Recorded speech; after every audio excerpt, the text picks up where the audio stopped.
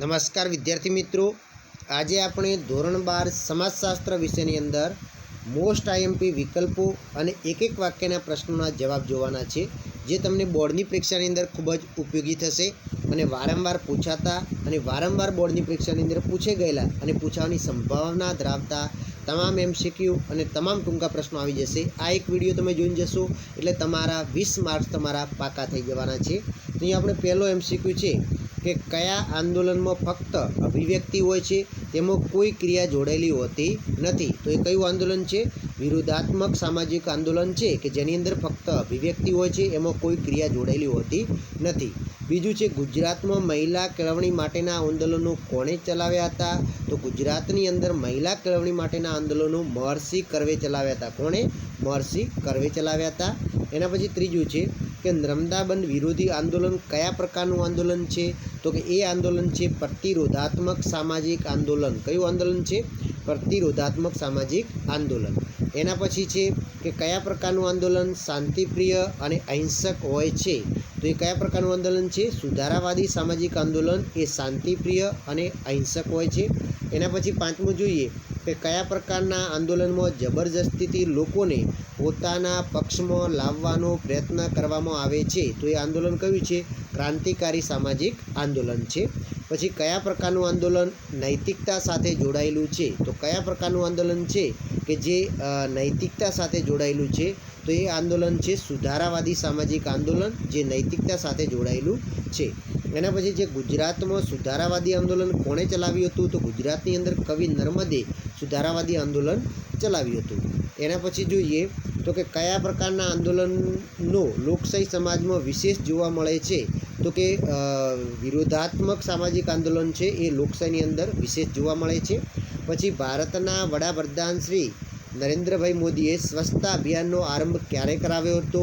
તો 2 ઓક્ટોબર 2014ના રોજ સ્વચ્છતા અભિયાનનો આરંભ કરાયો હતો।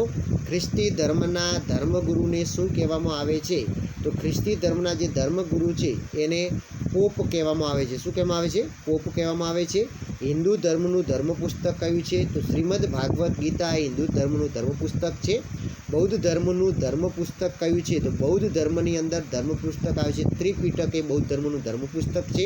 પછી કયા સમુદાય અનેક જૂથોનો બનેલો બહુમુખી સમાજ છે? તો કયો સમુદાય છે જે અનેક જૂથોનો બનેલો એક બહુમુખી સમાજ છે? તો એ આવે છે ગ્રામ સમુદાય। કયું આવશે? ગ્રામ સમુદાય। પછી લોક સંસ્કૃતિની પરંપરા કેવી છે? લોક સંસ્કૃતિની પરંપરા છે એ મૌખિક પરંપરા છે। કેવી છે? મૌખિક છે। પછી ભારતીય સંસ્કૃતિનો દૃષ્ટિકોણ કેવો છે? તો ભારતીય સંસ્કૃતિનો દૃષ્ટિકોણ વૈશ્વિક છે। કેવો છે? વૈશ્વિક છે। પછી હિન્દુ ધર્મના સ્થાનમાં સેવા પૂજા કરનારને શું કહેવામાં આવે છે? તો એને આપણે પૂજારી કહીએ છીએ। પછી ભારતના બંધારણની કઈ કલમ વ્યક્તિને પોતાનો ધર્મ સ્વતંત્ર પાળવાની છૂટ આવે છે? તો કલમ 25 એ આપે છે। પછી ખ્રિસ્તી ધર્મનું ધર્મસ્થાન કયું છે? તો ખ્રિસ્તી ધર્મનું જે ધર્મસ્થાન છે એ ચર્ચ છે। કયું છે? ચર્ચ છે। અનુસૂચિત જાતિનું સૌથી વધુ પ્રમાણ કયા રાજ્યની અંદર જોવા મળે છે? તો એ પંજાબ રાજ્યની અંદર જોવા મળે છે અનુસૂચિત જાતિનું સૌથી વધારે પ્રમાણ। પછી ભારતમાં 2011ની વસ્તી ગણતરીના અહેવાલ પ્રમાણે અનુસૂચિત જાતિનું પ્રમાણ કેટલું હતું? તો 16.02% હતું। પછી કોના મત મુજબ ભારતીય આદિમ જાતિની કલામાં યથાર્થતા અને પ્રતીકવાદનો સમાવેશ થાય છે? તો એવો મત કોનો છે? તો એવો મત હતો ડૉક્ટર વેરિયલ એલ્વિનનો। કોનો હતો? ડૉક્ટર વેરિયલ એલ્વિનનો હતો। એના પછી ટોટેમવાદ શામાં જોવા મળે છે? ટોટેમવાદ જે છે એ અનુસૂચિત જનજાતિમાં જોવા મળે છે। વિશ્વમાં સૌથી વધુ આદિવાસીની વસ્તી ધરાવતો દેશ કયો છે? તો વિશ્વની અંદર સૌથી વધારે આદિવાસી ધરાવતો દેશ એ આફ્રિકા દેશ છે। એના પછી જોઈએ 24મો, તો કે ભૌગોલિક રહેઠાણની દ્રષ્ટિએ કયા વિસ્તારમાં સૌથી વધુ આદિવાસીઓની વસ્તી વસે છે? ભૌગોલિક વિસ્તારની દ્રષ્ટિએ જોવા જઈએ તો મધ્યવર્તી કે કેન્દ્રનો વિસ્તાર છે ત્યાં આગળ સૌથી વધારે આદિવાસીઓ વસે છે। વસ્તીના પ્રમાણની દ્રષ્ટિએ આદિમ જાતિનું વર્ગીકરણ કોણે કરેલું છે? વસ્તીના પ્રમાણની દ્રષ્ટિએ આદિમ જાતિનું વર્ગીકરણ ડૉક્ટર બ્રિજરાજ ચૌહાણે કરેલું છે। 26મું, ગુજરાતમાં ઈસવીસન 2011ની વસ્તી ગણતરી પ્રમાણે અનુસૂચિત જાતિનું પ્રમાણ કેટલા ટકા હતું? તો ગુજરાતની અંદર જોવા જઈએ તો કેટલા ટકા હતું? 7.10% હતું। પછી ભારતની આદિમ જાતિનું વસ્તીનું વર્ગીકરણ કોણે આપેલું છે? તો ભારતની અંદર આદિમ જાતિનું વર્ગીકરણ ડૉક્ટર બ્રિજરાજ ચૌહાણે આપેલું છે. રાષ્ટ્રીય એકતા સર્જનારું પાયાનું પરિબળ કયું છે? તો એ પાયાનું પરિબળ છે ભારતનું બંધારણ. પછી ભારતમાં ઈસવીસન 2011ની વસ્તી ગણતરી મુજબ સૌથી વધુ વસ્તી કયા રાજ્યમાં જોવા મળે છે? તો ઉત્તર પ્રદેશ રાજ્યની અંદર. પછી ભારતમાં સૌથી ઓછી અનુસૂચિત જનજાતિની વસ્તી ભારતમાં કયા જોવા મળે છે? તો એ પણ ઉત્તર પ્રદેશની અંદર. ભારત દેશ કેટલા ચોરસ કિમી ભૌગોલિક વિસ્તાર ધરાવે છે? તો 32,87,263 ચોરસ કિમી ધરાવે છે. પછી 32મું, ગુજરાતમાં ઈસવીસન 2011ની વસ્તી ગણતરી મુજબ લિંગ પ્રમાણ કેટલું હતું? કે 918 હતું. પછી ઉત્તર પ્રદેશની દેશની કુલ વસ્તીના કેટલા ટકા વસવાટ કરે છે? તો દેશની કુલ વસ્તીની વાત કરવામાં આવે તો 16.49% વસ્તી વસવાટ કરે છે. વસ્તીના બંધારણને શું કહેવામાં આવે છે? તો વસ્તીનું માળખું કહેવામાં આવે છે. પછી ભારતનું રેલવે નેટવર્ક કેટલા કિલોમીટર લાંબુ છે? તો 1,15,000 કિમી. કેટલું છે? 1,15,000 કિમી છે. પછી 36મું, ભારતમાં સૌથી વધુ કયા ધર્મના લોકો રહે છે? તો કે હિન્દુ ધર્મ પાળનાર લોકો વસે છે. સમાધાન પંચના કેટલા સ્થાયી સભ્યો હોય છે? તો સમાધાન પંચની અંદર 1 સ્થાયી સભ્ય હોય છે. ગ્રામ પંચાયતનું મૂળ શું છે? તો ગ્રામ પંચાયતનું મૂળ એક ગ્રામ સભા છે. મૂળ એકમ ગ્રામ સભા છે. પછી ગામના દરેક મતદારો કોને ચૂંટે છે? તો ગામના દરેક મતદાર સરપંચને ચૂંટે છે. પછી પંચાયતનો કાર્યકાળ કેટલા વર્ષનો હોય છે? તો કે 5 વર્ષનો હોય છે. પંચાયતી રાજની સંરચનામાં સૌથી નીચેનું એકમ કયું છે? તો કે ગ્રામ પંચાયત સૌથી નીચેનું એકમ છે. અને શીર્ષ સ્થાને કોણ આવે છે? તો કે જિલ્લા પંચાયત આવે છે. ગ્રામ પંચાયતના વડાને શું કહેવાય છે? તો કે સરપંચ કહેવાય છે. ભારતમાં પંચાયતી રાજની ભલામણ કોણે કરેલી છે? તો કે બળવંતરાય મહેતા સમિતિએ કરેલી છે. પંચાયતી રાજ એટલે શું? તો કે સત્તાનું વિકેન્દ્રીકરણ. શું આવશે? સત્તાનું વિકેન્દ્રીકરણ. એના પછી તમે જુઓ તો કે 46મા નંબરનું છે કે મહિલા રાષ્ટ્રીય કાનૂન ક્યારે ઘડાયું હતું? તો મહિલા રાષ્ટ્રીય કાનૂન જે છે એ 1990ની અંદર ઘડાયું છે. પછી કાર્યસ્થળ પર મહિલાઓની જાતીય સતામણી અટકાવવાનું કાનૂન એ ક્યારે ઘડાયું છે? તો કે એ કાનૂન ઘડાયું છે સી, એટલે કે ઓપ્શન નંબર સી, 2013ની અંદર ઘડાયું છે. પછી 48મો, ઈસવીસન 1901માં ગુજરાતમાં જાતિ પ્રમાણ કેટલું હતું? 1901ની અંદર ગુજરાતની જાતિ પ્રમાણ કેટલું હતું? તો ગુજરાતનું જાતિ પ્રમાણ 954 હતું. 1901ની વાત કરી છે, અત્યારે તો 918 છે. ગર્ભપાત કાનૂન ક્યારે ઘડાયો હતો? ગર્ભપાત કાનૂન જે છે એ 1971ની અંદર ઘડાયો હતો. પછી 2011ની વસ્તી ગણતરી પ્રમાણે ગુજરાતમાં લિંગ પ્રમાણ કેટલું છે? તો ગુજરાતની અંદર 918 લિંગ પ્રમાણ છે. એના પછી જોઈએ તો કે 2011ની વસ્તી ગણતરી પ્રમાણે ભારતમાં સૌથી વધારે બાલિકાઓ 0 થી 6 વર્ષનું વયજૂથ પ્રમાણ કયા રાજ્યમાં છે? તો કે મિઝોરમ રાજ્યમાં છે. ચિરંજીવી યોજના કયા પ્રકારની યોજના છે? ચિરંજીવી યોજના છે એ કયા પ્રકારની છે? તો કે આરોગ્ય અને પરિવાર કલ્યાણની યોજના છે. પછી કુંવરબાઈનું મામેરું એ યોજના કયા વિભાગની સમાવેશ છે? તો કે સામાજિક ન્યાય અને અધિકારિતા. શું આવશે? સામાજિક ન્યાય અને અધિકારિતા. પછી મહિલા સશક્તિકરણના લક્ષણો કોણે આપેલા છે? તો ડૉક્ટર ચંદ્રિકાબેન રાવરે આપેલા છે. પછી કોણે કહ્યું હતું કે નિમ્ન જ્ઞાતિ માટે બ્રાહ્મણ સિવાય અન્ય જ્ઞાતિ પણ મોડલ બને છે? તો આવું કહેવાવાળો કોણ હતો? તો આવું કહેવાવાળો હતો ડેવિડ પોકોક. કોણ હતો? ડેવિડ પોકોક હતો. એના પછી 56મું જોઈએ, સંસ્કૃતિકરણ માટે શ્રીનિવાસે સૌ પ્રથમ કયો શબ્દ પ્રયોજ્યો હતો? કે બ્રાહ્મણીકરણ. કયો શબ્દ? બ્રાહ્મણીકરણ. એના પછી 57, સંસ્કૃતિના તત્વોમાં આવતું પરિવર્તન એટલે શું? સંસ્કૃતિના તત્વોમાં આવતું પરિવર્તન એટલે સાંસ્કૃતિક પરિવર્તન કહેવાય છે. એના પછી જોઈએ કે બોલવામાં અંગ્રેજી ભાષાનો ઉપયોગ એ સંસ્કૃતિના કયા પાસામાં આવતું પરિવર્તન છે? તો એ સંસ્કૃતિના અભૌતિક પાસામાં આવતું પરિવર્તન છે. એના પછી 59 છે કે વિવિધ ક્ષેત્રોમાં સીધા વિદેશી રોકાણને પરવાનગી આપવી તેને શું કહેવામાં આવે છે? તો એને કહેવામાં આવે છે, શું કહેવામાં આવે છે? ઉદારીકરણ. શું? ઉદારીકરણ. એના પછી છે ઉદારીકરણમાં કઈ બાબત પર ભાર મૂક્યો છે? તો ઉદ્યોગ અને વેપાર પર ભાર મૂક્યો છે. પછી સામાજિક રચનાતંત્રમાં કાર્યોમાં આવતું પરિવર્તન એટલે સામાજિક પરિવર્તન. આ વ્યાખ્યા કોણે આપી છે? તો કિંગ્સલે ડેવિસે આપી છે. એના પછી વિવિધ દેશોની અર્થવ્યવસ્થા, સમાજ અને સંસ્કૃતિ પર અસર કરતી પ્રક્રિયા કઈ છે? તો એ પ્રક્રિયા વૈશ્વિકીકરણની પ્રક્રિયા છે.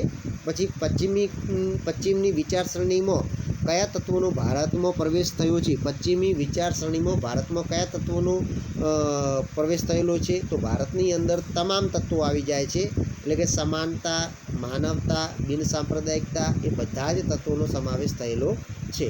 એના પછી છે 64 કે કઈ સામાજિક પ્રથાને કારણે 2012માં 18,233 મહિલાઓના મૃત્યુ થયા હતા? તો એ દહેજ પ્રથા. કઈ આવશે?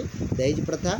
પછી HIV ગ્રસ્ત પીડિતોની સંખ્યામાં કયો દેશ પ્રથમ ક્રમે આવે છે? તો એ દેશ આવે છે દક્ષિણ આફ્રિકા પ્રથમ ક્રમે. પ્રથમ કેસ આવે તો એ અમેરિકા આવશે, પણ અહીંયા તો પ્રથમ ક્રમે કયો આવે છે? તો કે દક્ષિણ આફ્રિકા. પછી 66 નંબરનો છે, તો કે 66 નંબરનો પ્રશ્ન કયો છે? તો કે બોમ્બે પ્રોહિબિશન એક્ટ ક્યારે ઘડાયો છે? તો 1949માં ઘડાયો છે. પછી કોના મત મુજબ મહિલા અને પુરુષના શક્તિ, રસ, અભિરુચિના તફાવતને તેમના જૈવિક તફાવતો સાથે કોઈ સંબંધ નથી? તો આવું કોણ કહે છે? શિવાલ્ડ કહે છે. કોણ કહે છે? શિવાલ્ડ કહે છે. પછી ડેન્જરસ ડ્રગ્સ એક્ટ ક્યારે ઘડાયો છે? તો ઈસવીસન 1930ની અંદર ઘડાયો છે. ક્યારે ઘડાયો છે? ઈસવીસન 1930ની અંદર ઘડાયેલો છે. કોના મત મુજબ મહિલા પુરુષમાં જોવા મળતા તફાવતો માટે જન્મગત જૈવિક લાક્ષણિકતાઓ જવાબદાર છે? તો આવું મત કોનો છે? તો આવું મત પેકિંગનો છે. કોનો છે? પેકિંગનો છે. પછી some aspect of theory of social problems નામના પુસ્તક કોણે લખેલું છે? તો આ પુસ્તકના લેખક કોણ છે? તો કે રિચાર્ડ સી ફુલર અને રિચાર્ડ માયર્સ. કોણ હતા? રિચાર્ડ સી ફુલર અને રિચાર્ડ માયર્સ હતા. પછી અસમાન જાતિ પ્રમાણ અંગે કોણે અલંગ ભાવનગર જિલ્લાની અંદર શિપ બ્રેકિંગ યાર્ડના શ્રમિકોનો અભ્યાસ કર્યો હતો? તો એ અભ્યાસ કોણે કર્યો હતો? તો એ અભ્યાસ કર્યો હતો ડૉક્ટર કૌશિક શુક્લ કર્યો હતો. પછી ધી સોશિયલ પ્રોબ્લેમ્સ નામનું સોશિયોલોજી ઓફ સોશિયલ પ્રોબ્લેમ નામનું પુસ્તક કોણે લખેલું છે? તો એ પુસ્તક કોણે લખેલું છે? તો એ પુસ્તક લખેલું છે PB વોલ્ટન, GR લેલ્સીએ લખેલું છે. એના પછી ધોરણભંગના વર્તનની વ્યાખ્યા આપનાર વિદ્વાન કોણ હતા? ધોરણભંગના વર્તનની વ્યાખ્યા આપનાર વોલ્ટન અને હન્ટ હતા. ઘરેલું હિંસા અધિનિયમ ક્યારે અમલમાં આવેલો છે? તો ઈસવીસન 2005ની અંદર અમલમાં આવેલો છે. એના પછી જોઈએ બાળ અપરાધીઓને સુરક્ષિત રાખવાનું સ્થળ એટલે શું? તો કે રિમાન્ડ હોમ આવે છે. દહેજ પ્રથા અધિનિયમ ક્યારે ઘડવામાં આવેલો છે? દહેજ પ્રથા અધિનિયમ ઈસવીસન 1961માં ઘડાયો. કોના મતે સમાજમાં ધોરણોનું અનુસરણ કરવાની કોઈ પણ નિષ્ફળતા એટલે સામાજિક ધોરણભંગ? તો આવો મત કોનો હતો? તો વોલ્ટન અને હન્ટનો હતો. પછી ભારતમાં બાળ અદાલતની સ્થાપના ક્યારે કરવામાં આવેલી છે? તો ઈસવીસન 1941ની અંદર ભારતમાં બાળ અદાલતોની સ્થાપના કરાયેલી છે. પછી કયા સમાજશાસ્ત્રી ધોરણભંગને સમાજ દ્વારા સ્વીકારેલ નિયમોના ભંગ તરીકે ગણાવે છે? તો એ સમાજશાસ્ત્રી કયા છે? તો એ છે હાર્વર્ડ બેકર. કયા છે? હાર્વર્ડ બેકર છે. અને એનોમી શબ્દનો સિદ્ધાંત કોણે આપેલો છે? તો એનોમીનો સિદ્ધાંત આપેલો છે રોબર્ટ મર્ટન. કોણે આપેલો છે? રોબર્ટ મર્ટન. હવે આપણે જોવાના છે એક એક વાક્યના પ્રશ્નો. Most IMP. તો કે સંસ્કૃતિ એટલે શું? તો કે સંસ્કૃતિ એટલે કોઈ એક પ્રજાની લાક્ષણિક જીવન રીતિ, એટલે કે ભારતીય સંસ્કૃતિ એટલે માનવતા, સહિષ્ણુતા, વિશાળતા, એકતા, બિન સાંપ્રદાયિકતા અને સાતત્યના લક્ષણ ધરાવતી સંસ્કૃતિ. સંસ્કૃતિના અંગો કયા કયા છે? લોકજીવન, લોકકલા અને કસબ એ સંસ્કૃતિના અંગો છે. આદિવાસી સંસ્કૃતિની વિશેષતાઓ કઈ છે? તો કે માધ્યમ, સાધનો, પ્રક્રિયા, ઉપયોગ, શિક્ષણ, જીવન તત્વ, સાતત્ય, સહવાણી અને વિજ્ઞાન એ આદિવાસી સંસ્કૃતિની વિશેષતા છે. પછી ખ્રિસ્તી ધર્મના મુખ્ય સિદ્ધાંતો કયા છે? તો કે 3 સિદ્ધાંતો છે. ઈશ્વરના પુત્ર અને સંદેશાવાહક તરીકે ઈસુ ખ્રિસ્તમાં શ્રદ્ધા અને વિશ્વાસ. પછી સેવા અને પડોશી પ્રત્યે પ્રેમ અને સહિષ્ણુતા. તો આ 3 સિદ્ધાંતો યાદ રાખજો. શીખ ધર્મના 5 ક કયા છે? તો કેસ, કંધો, કડું, કચ્છ અને કિરપાન. આ શીખ ધર્મના 5 ક છે. વારંવાર પૂછેલો પ્રશ્ન છે. પછી ભારતીય સંસ્કૃતિ કેવી સંસ્કૃતિ તરીકે ઉપસી આવી છે? તો ભારતીય સંસ્કૃતિનો ઇતિહાસ હજારો વર્ષ જૂનો છે. સમય જતો તેમાં નવા તત્વો સમાતા ગયા અને આજે 21મી સદીમાં ભારતીય સંસ્કૃતિ અનેકવિધ પાસાઓને સમાવતી એક ભાતીગળ સંસ્કૃતિ તરીકે ઉપસી આવી છે. એના પછી છે લોકવિદ્યા એટલે શું? તો લોકવિદ્યા એટલે લોકોએ પોતાના જીવન માટે જરૂરી એવી પોતે નિપજાવી કાઢેલી વિદ્યા કે જ્ઞાન જે લોક સમાજમાં ઉત્પન્ન થાય છે. એના પછી છે આદિવાસી વિશિષ્ટ સંસ્કૃતિ સાથી લુપ્ત થવાને આરે છે? તો કે આદિવાસી સંસ્કૃતિની ઓળખ વર્ષો સુધી અકબંધ રહી હતી, પરંતુ ખ્રિસ્તી મિશનરીની અસર અને આઝાદી પછીની વિકાસ યોજનાઓના કારણે વિવિધ લોકોના સંપર્કમાં આવવાના કારણે તેમની વિશિષ્ટ સંસ્કૃતિ લુપ્ત થવાને આરે છે. આદિવાસી સંસ્કૃતિના કોઈપણ 4 લક્ષણો લખો. તો કદમાં નાની, વિવિધતા, વિશિષ્ટતા અને સ્વાવલંબન એ આદિવાસી સંસ્કૃતિના 4 લક્ષણો છે. કયા ચિત્રો આદિવાસી ચિત્રકલાની ભેટ છે? તો યાદ રાખજો, રાઠવાના પિઠોરાના ચિત્રો, ચૌધરીઓના નવાના ચિત્રો, કુકણીઓના પસલી, ભીલોના ભારાડી ચિત્રો અને ભીલ ગરાસિયાના ગોત્રજ ચિત્રો એ ચિત્રકલાના અનેક સ્વરૂપો આદિવાસીની ચિત્રકલાની ભેટ મનાય છે.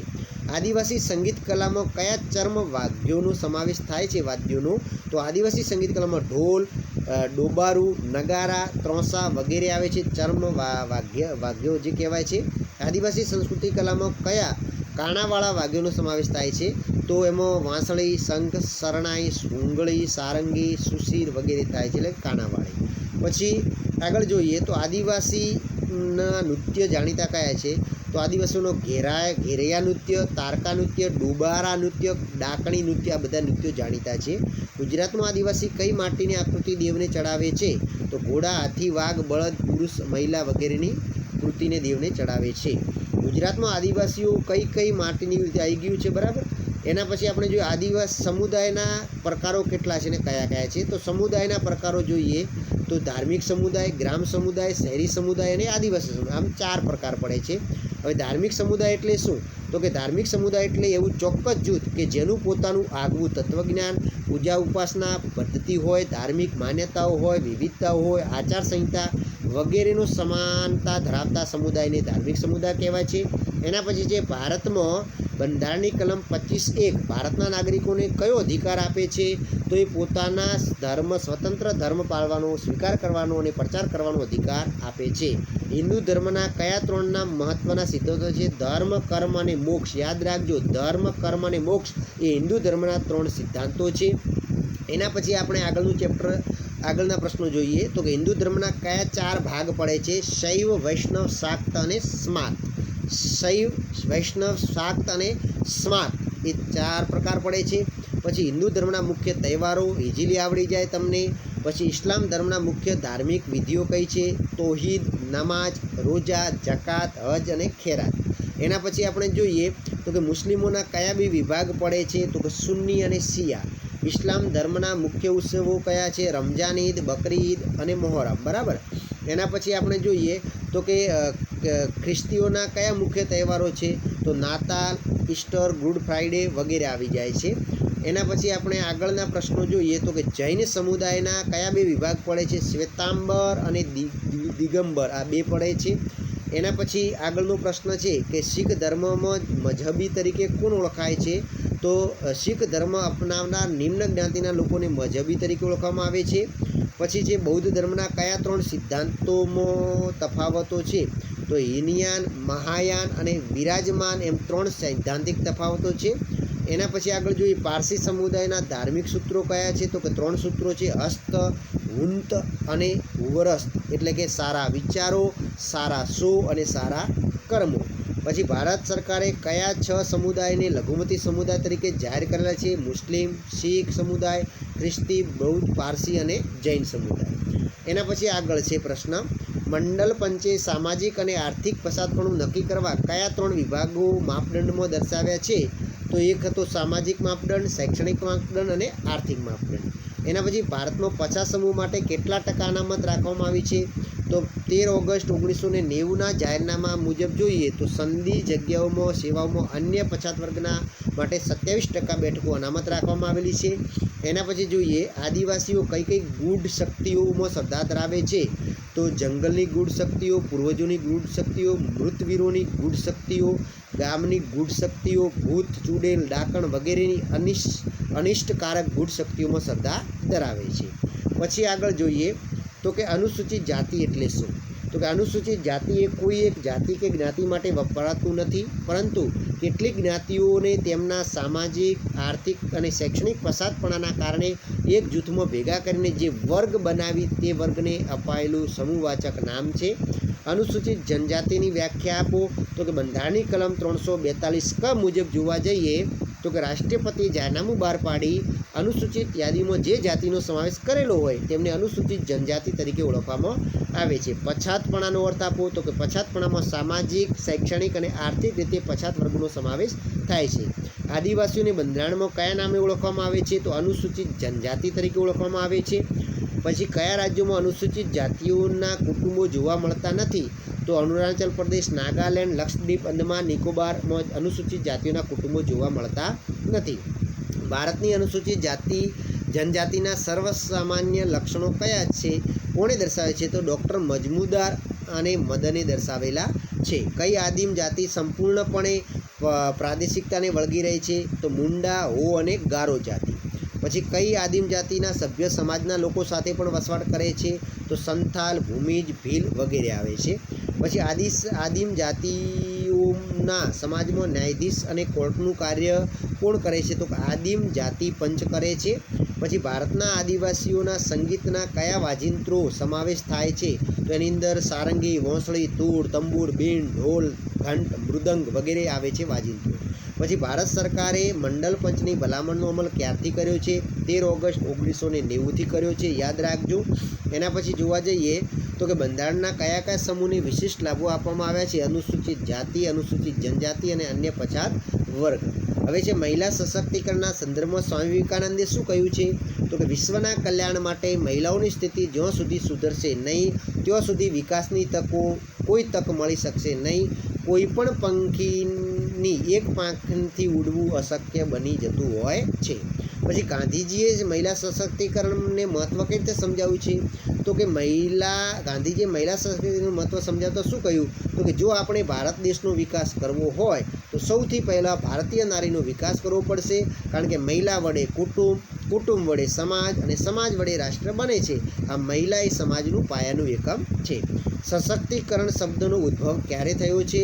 તો સશક્તિકરણ શબ્દનો ઉદ્ભવ ઈસવીસન 1970ના દાયકાની અંદર લેટિન અમેરિકામાં શિક્ષણ અંગેની ચર્ચામાં થયો હતો. લિંગ પ્રમાણ એટલે શું? તો કે લિંગ પ્રમાણ એટલે દર 1000 પુરુષોએ મહિલાઓની સંખ્યા. સેવાનું પૂરું નામ જણાવો? તો કે સેલ્ફ એમ્પ્લોયડ વિમેન એસોસિએશન. આ યાદ રાખજો, પૂછેલો છે. પછી ભારતમાં મહિલા સશક્તિકરણ માટેની નીતિ ક્યારે ઘડાઈ? તો 2001માં ઘડાઈ. મહિલાની કાયદાઓને મુખ્યત્વે કયા 3 ભાગમાં વિભાજિત કરેલા છે? તો મહિલાઓના બંધારણીય અધિકારો, મહિલાઓને રક્ષણ પૂરું પાડતા કાયદાઓ અને મહિલાઓના કલ્યાણલક્ષી કાયદાઓ. ફેક્ટરી એક્ટ ક્યારે ઘડાયો હતો? તો 1948માં ઘડાયો હતો. 2011ની વસ્તી ગણતરી પ્રમાણે ભારતમાં ગુજરાતીમાં બાલિકાઓનું 0 થી 6 વર્ષનું વયજૂથ કયા રાજ્યમાં? ગુજરાત રાજ્યમાં કેટલું છે? તો કે 914 છે, યાદ રાખજો. એના પછી જે મહિલા સશક્તિકરણ માટે ગુજરાતમાં કઈ નીતિ કરવામાં આવી છે? તો કે નારી ગૌરવ નીતિ. યાદ રાખજો, કઈ નીતિ? નારી ગૌરવ નીતિ. પછી ગાંધીજીએ કન્યાઓના શિક્ષણ અંગે શું કહ્યું છે? જો તમે છોકરાઓને શિક્ષણ આપો છો તો તમે એક વ્યક્તિને શિક્ષણ આપો છો, પરંતુ જો તમે એક કન્યાને શિક્ષણ આપો છો તો તમે એક આખા કુટુંબને શિક્ષણ આપો છો. પછી ભારતના બંધારણની મુખ્ય 3 બાબતો કઈ છે? તો મહિલા અને પુરુષોને સમાન અધિકાર, મહિલા પુરુષ લિંગભેદ સામે પ્રતિબંધ અને રોજગારીની તકોમાં સમાનતાનો અધિકાર.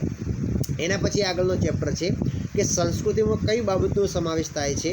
તો કે સંસ્કૃતિમાં કલા, વિજ્ઞાન, યંત્ર વિજ્ઞાન, તત્વજ્ઞાન, ભાષા, સાહિત્ય, સામાજિક સંગઠન તંત્રના સ્વરૂપો, રચના અને કાર્યોનો આવતા પરિવર્તનનો સમાવેશ થાય છે.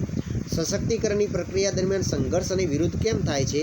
તો સંસ્કૃતિકરણની પ્રક્રિયા દરમિયાન જ્યારે અનુકરણ કરતા જ્ઞાતિઓમાં આવેલા પરિવર્તનો ઉપલી જ્ઞાતિનો વિરોધ કરે છે અને નિમ્ન જ્ઞાતિના દાવાનો અસ્વીકાર કરે છે.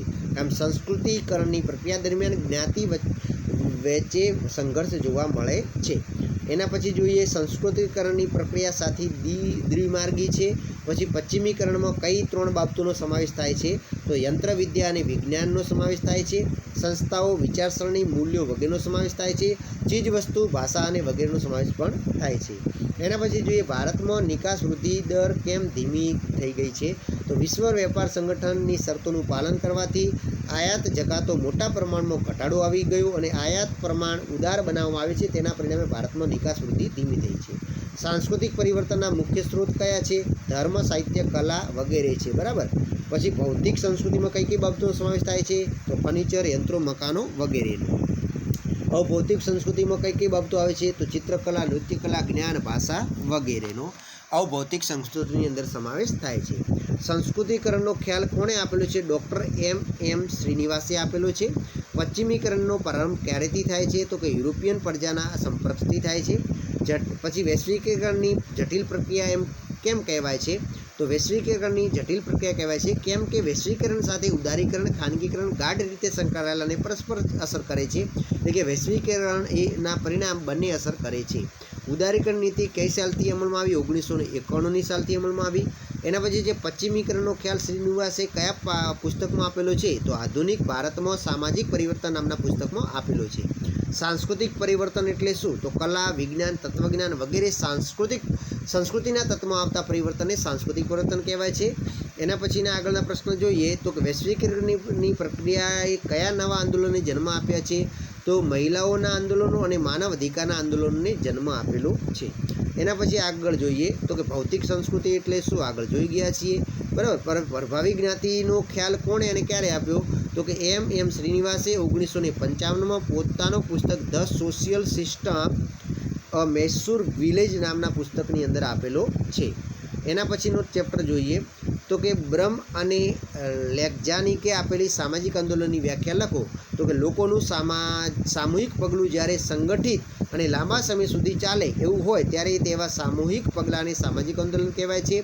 એના પછી આપણે જોઈએ તો કે સામાજિક આંદોલન કોને કહેવાય છે? તો કે સમાજમાં પ્રવર્તતા દૂષણો દૂર કરવા માટે અને નવી જીવન પદ્ધતિ પ્રસ્થાપિત કરવા માટે લોકો જ્યારે સંગઠિત થઈ અને લાંબા સમય સુધી ચાલે એવું સાહસિક પગલું ભરે એને સામાજિક આંદોલન કહેવામાં આવે છે. તો આ તમામ વ્યાખ્યાઓ તૈયાર કરી દેજો.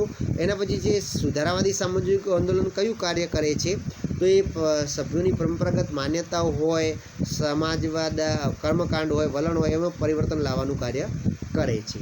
એના પછી છે પ્રતિરોધાત્મક સામાજિક આંદોલન એટલે શું? તો કે સમાજમાં જ્યારે સામાજિક પરિવર્તનની ગતિ ઝડપી બને છે ત્યારે કેટલાક લોકો તે સામાજિક પરિવર્તનની તીવ્રતા સાથે સમાયોજન સાધી શકતા નથી અને આવી વ્યક્તિઓ દ્વારા જે આંદોલન થાય તેને પ્રતિરોધાત્મક સામાજિક આંદોલન કહે છે. સુધારાવાદી સામાજિક આંદોલન એટલે શું? તો કે જેના પ્રત્યે સમાજના મોટા ભાગના લોકો ઉદાસીન હોય તેવી સમસ્યાઓ પ્રત્યે જનમત જાગૃત કરવાના આંદોલનને સુધારાવાદી આંદોલન કહેવામાં આવે છે. વિરોધાત્મક સામાજિક આંદોલન કોને કહેવાય છે? તો કે જ્યારે સમાજમાં પરંપરાગત વ્યવસ્થાને દૂર કરી નવી વ્યવસ્થા પ્રસ્થાપિત કરવામાં આવે અને લોકોને તે પસંદ ન પડે તો જે આંદોલનને આપણે વિરોધાત્મક સામાજિક આંદોલન કહીએ છીએ. એના પછી જે આંદોલનનો ઉદ્દેશ્ય શું છે? તો કે આંદોલનનો ઉદ્દેશ્ય વર્તમાન સમાજ વ્યવસ્થામાં ફેરફાર લાવવાનો છે. પછી નિસ્બતે આપેલી સામાજિક આંદોલનની વ્યાખ્યા કઈ છે? તો કે સામાજિક ચળવળને ચોક્કસ ધ્યેય હોય છે અને આ ધ્યેય તે સામાજિક માળખામાં પરિવર્તન લાવવાનું હોય છે. ક્રાંતિકારી આંદોલનની વિશેષતાઓ કોણે દર્શાવેલી છે? તો આલ્બર્ટ બ્લેમરે દર્શાવેલી છે. એના પછી આગળ જોઈએ તો અગત્યનો પ્રશ્ન છે કે સમાજમાં કયા બે પ્રકારના સમૂહો જોવા મળે છે? તો રૂઢિવાદી અને આધુનિકતાવાદી આવા બે સમૂહો જોવા મળે છે. એના પછી આપણે નેક્સ્ટ ચેપ્ટરની વાત કરીએ તો કે ઉપસરપંચની ચૂંટણી કઈ રીતે થાય છે? તો કે ગામના મતદારો દ્વારા ચૂંટાયેલા ગ્રામ પંચાયતના સભ્યો ઉપસરપંચની ચૂંટણી કરે છે. ગ્રામ પંચાયતના સ્તર પર કયા બે અધિકારી હોય છે? પંચાયત મંત્રી અને ગ્રામ સેવક હોય છે. ગ્રામ પંચાયતના કયા બે મુખ્ય કાર્યો છે? તો નાગરિકના કાર્યો અને વિકાસાત્મક કાર્યો છે.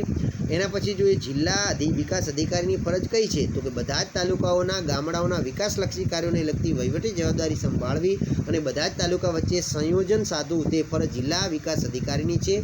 એના પછીનો પ્રશ્ન અગત્યનો જોઈએ તો 73મો બંધારણીય સુધારો ક્યારથી અમલમાં આવેલો છે? 24 એપ્રિલ 1993થી 73મો બંધારણીય સુધારો અમલમાં આવેલો છે. એના પછી જોઈએ રાજ્ય ચૂંટણી પંચ કયું કાર્ય કરે છે? તો કે રાજ્ય ચૂંટણી પંચ પંચાયતોની મતદાન સૂચિ તૈયાર કરવાનું અને દરેક ચૂંટણી કરવાનું કાર્ય કરે છે. એના પછી જોઈએ આગળનો અગત્યનો પ્રશ્ન છે તાલુકા પંચાયતની સમિતિના નામો છે. પછી અગત્યનો પ્રશ્ન ખાસ કે ગાંધીજીએ ગ્રામ પંચાયત માટે શું કહ્યું છે? તો કે સ્વતંત્રતા પાયાથી શરૂ થવી જોઈએ. પ્રત્યેક ગામ એક ગણતંત્ર હોવું જોઈએ. તેની પૂર્ણ શક્તિ અથવા સત્તા પંચાયત પાસે હોવી જોઈએ અને ગ્રામ પંચાયતોને જેટલી વધારે શક્તિ અને સત્તા હશે લોકો એટલા જ વધારે સુખી થશે. એના પછી જે તાલુકા પંચાયતના પ્રમુખ કોણ બનાવે છે? બરાબર. પછી જવાહરલાલ નહેરુ પંચાયતી રાજ વિશે શું કહે છે? તો કે મહાન ક્રાંતિકારી પ્રયોગ કયો હતો? પછી ડીડીઓનું પૂરું નામ જણાવો તો તાલુકા વિકાસ અધિકારી, તાલુકા ડેવલપમેન્ટ ઓફિસર. ડીડીઓનું પૂરું નામ શું થાય છે? તો કે જિલ્લા વિકાસ અધિકારી એટલે કે ડિસ્ટ્રિક્ટ ડેવલપમેન્ટ ઓફિસર થાય છે. એના પછી અગત્યના પ્રશ્નો છે તો કે પંચાયતી રાજ એટલે શું? તો કે ઉપલી કક્ષાએથી સત્તાનું વિકેન્દ્રીકરણ કરી લોકોએ ચૂંટેલા પ્રતિનિધિઓની બનેલી પંચાયતોને સત્તાની સોંપણી કરવી તે પંચાયતી રાજ છે. પછી પંચાયતી રાજથી ભાવના સંકળાયેલી છે તો પંચાયતી રાજમાં ગ્રામ વિકાસના કામોની જવાબદારી અને સત્તા પંચાયતો સંભાળે એ ભાવના સ્વીકારેલી છે. પછી આગળ જોઈએ તો અગત્યના પ્રશ્નો ખાસ પંચાયત રાજ આ બધા પ્રશ્નો આવી ગયા. હવે આગળ છે યુવા અજંપાનો અર્થ આપો. તો કે યુવા પરિવર્તનના સ્પર્ધાત્મક સંજોગોમાં યુવાનોના જીવનમાં ઈચ્છાઓ, અપેક્ષાઓ, ધ્યેય પ્રાપ્ત કરવાના માર્ગમાં કે કોઈ અંતરાળ કે અવરોધ અનુભવાય ત્યારે તેની અસર તેમના માનસપટ પર પડે છે અને યુવા વર્ગના માનસમાં ધ્યેય પ્રાપ્તિની અને વંચિતતાની જે અસર ઉદ્ભવે છે તેને અસંતોષ કહે છે અને યુવાનોના અસંતોષને યુવા અજંપો કહેવાય છે. એના પછી આગળ પ્રશ્ન અગત્યનો છે કે સમાજશાસ્ત્રના શબ્દકોશમાં બાળ અપરાધની વ્યાખ્યા કઈ છે? તો કે બાળ અપરાધ અમુક ઉંમરથી નીચેની ઉંમરના બાળકો અને કિશોરોના એવા સમાજ વિરોધી મૂલ્યો સૂચિત કરે છે કે જે સ્પષ્ટ રીતે કાયદાથી પ્રતિબિંબિત થયેલા હોય અને આ કાયદાઓમાં જે કૃત્યુનું અર્થઘટન અપરાધ તરીકે કરીએ તેની સામે કોઈક સત્તાવાર પગલાં નક્કી કરવામાં આવ્યા હોય. એના પછી છે ડૉક્ટર હંસા શેઠે બાળ અપરાધની કઈ વ્યાખ્યા કરી છે? તો સમાજશાસ્ત્રી સંશોધનમાં બાળ અપરાધી શબ્દ ફક્ત એવા બાળકોને સૂચિત કરે છે જે બાળકની સામે પોલીસ અધિકારીઓએ અથવા અદાલતી સત્તાવાળાઓએ સત્તાવાર રીતે કોઈ પગલાં લીધા હોય છે. એના પછી આગળનો પ્રશ્ન છે બાળ અપરાધી કોને કહેવાય છે? તો 7 થી 18 વર્ષની ઉંમર ધરાવતી વ્યક્તિ ગેરકાનૂની રીતે વર્તનને બાળ અપરાધ કહે છે અને આવું ગેરકાનૂન વર્તન કરનારને બાળ અપરાધી કહેવાય છે. બોસ્ટલ શાળાની સ્થાપના સૌપ્રથમ ક્યાં કરવામાં આવી હતી અને ક્યારે થઈ હતી? બોસ્ટલ શાળાની સ્થાપના 1902માં ઇંગ્લેન્ડના બોસ્ટન શહેરની અંદર થઈ હતી. પછી અપરાધી વર્તન કોને કહેવાય? પછી સમાજ વિરોધી વર્તન કોને કહેવાય? આ પણ પ્રશ્નો બે તૈયાર કરી દેજો. હવે આગળ છે સામાજિક સમસ્યાની વ્યાખ્યા આપો. તો કે અમેરિકાની મિશિગન યુનિવર્સિટીના વિદ્વાન રિચાર્ડ સી ફુલર અને રિચાર્ડ માર્સે સામાજિક સમસ્યાની વ્યાખ્યા આપતા જણાવ્યું છે કે સામાજિક સમસ્યા એટલે વ્યવહારના એવા પાસાઓ કે પરિસ્થિતિઓ કે જેને સમાજના કે સમૂહના નોંધપાત્ર સંખ્યાના લોકો અનિચ્છનીય ગણતા હોય અને સમાજના આ નોંધપાત્ર સંખ્યાના લોકો એવી માન્યતા ધરાવતા હોય છે કે આવી અનિચ્છનીય પરિસ્થિતિને નિવારવા માટે અને સમસ્યા વ્યાપને ઘટાડવા માટે સુધારાવાદી નીતિઓ અને કાર્યક્રમો અને સેવાઓની આવશ્યકતા ઊભી થાય છે. અસમાન જાતિ પ્રમાણ એટલે શું? એ પણ ઇઝી છે. એના પછી જે વિશ્વના દેશોમાં એડ્સનો રોગ કઈ રીતે ઝડપથી ફેલાઈ રહ્યો છે એ પણ તૈયાર કરી દેજો. હવે આગળ જોઈએ તો ખાસ અગત્યનો પ્રશ્ન છે જે એનોમીની પરિસ્થિતિ એટલે શું? તો એનોમીની પરિસ્થિતિ એટલે સાંસ્કૃતિક ધોરણોમાં ભંગાણ સૂચવતી પરિસ્થિતિ. સાંસ્કૃતિક ધોરણો, ધ્યેયો અને તેને પ્રાપ્ત કરવાના સાધનો વચ્ચે પ્રવર્તતી તંગદિલીને કારણે એનોમીની પરિસ્થિતિ સર્જાય છે. પછી જે સામાજિક વિમુખતા એટલે શું? તો જ્યારે વ્યક્તિ પોતાની જાત કે સમાજથી એક પ્રકારનું અળગાપણું અનુભવે ત્યારે તે પરિસ્થિતિને સામાજિક વિમુખતા કહેવામાં આવે છે. હવે એના પછી 22મો છે ભારતમાં કયા રાજ્યમાં નશીલા દ્રવ્યની હેરાફેરીનો વેપાર સૌથી વધુ વિકસ્યો છે? તો પંજાબ, રાજસ્થાન, આંધ્રપ્રદેશ, નાગાલેન્ડ, મણિપુર અને બિહાર રાજ્ય આવે છે. તો આઈ હોપ કે આ વિડીયો તમને પસંદ આવ્યો હશે. તો સંપૂર્ણ આઈએમપી પ્રશ્નો તમને મળી ગયા છે વિભાગ એ થી લઈ અને એ સુધીના. તો ફટાફટ તૈયાર કરી દેજો.